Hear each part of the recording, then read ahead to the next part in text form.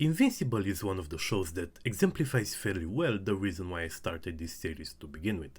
Because when faced with the question of should you watch this show, the answer is a tad more complicated than yes it's good or no it's bad. There's definitely good here, but it's certainly not the type of show that I'd recommend to just about everyone. Now, the show is about superheroes and it's set in the modern day. Ish. But it takes a somewhat more realistic look at what the existence of superheroes would entail. Kind of like The Boys, but not as depraved. It's still not exactly great to watch with the family, but it's a bit more safer. Not that being safer than The Boys is all that high of bar to pass. The plot is mostly standard superhero things with some twists and turns that made the first season very memorable. Though I gotta say, the first season has so fucking much teenage drama bullshit that I just didn't care about. I have somewhat of a hard time reviewing that aspect because I'm just not much of a fan of teenage drama bullshit and their relationship problems, and I'm especially biased since I was there for cool superhero shit, not teenage problems shit. So I really dreaded the presence on the screen of like half of the cast. I can't really say that it's bad per se, I just find it important to let y'all know that the first season has a lot of that, and if you don't care for it, then it can be a problem. The second season has less of that, though even then, I kinda recommend it less.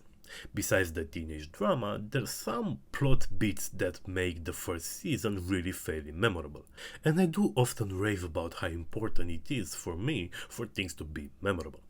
The second season has a lot less of that, though even then I kinda recommend it less. Besides the teenage drama, there's some plot beats that make the first season really fairly memorable. And I do often rave about how important it is for me for things to be memorable. What will I still remember about a piece of content years later?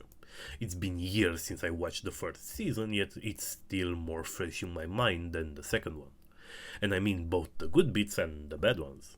Sure, the characters aren't as annoying in the second season, but there isn't anything as interesting as in the first one either. Sure, there isn't as much teenage drama, but the plot we got instead isn't as interesting as what there was in the first one.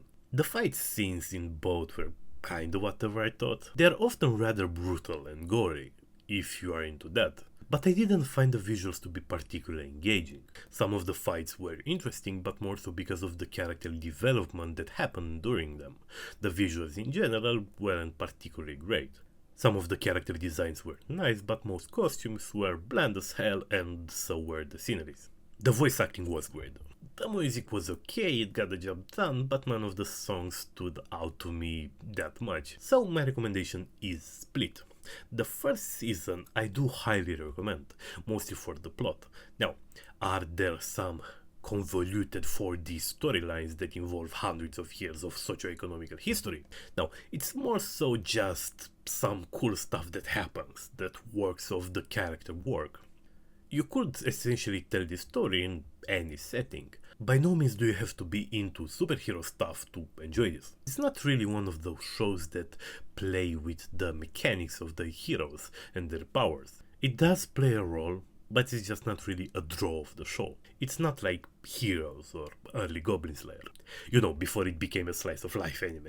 The magic system is somewhat of a strict one, but it takes a back seat to the personal drama of the characters in the setting. I say it's only somewhat hard, because a lot of the fights are determined by who the author says can punch harder. Plenty of the heroes do have strict rules to their powers, but those rules hardly ever really matter. The second season I only recommend if you grow fond of the characters and just want to see them grow. Like, imagine a Sixth Sense Part 2. The novelty of the plot from the first one is gone. You can't play the same card twice. Would that movie have been enjoyable without that one thing all people remember about it? Yeah, sure. Would it still be as memorable? In no way, shape or form. So my hopes for the rest of the story is that it builds up to something interesting.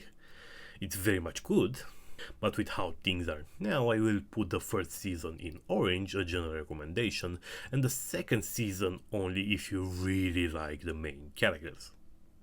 Also, very importantly, if you're tempted to drop it simply because of that one chick, and you'll know who I mean after watching the first season, know that she gets retconned in the second season, so she ain't a problem anymore. Don't let her alone stop you from continuing.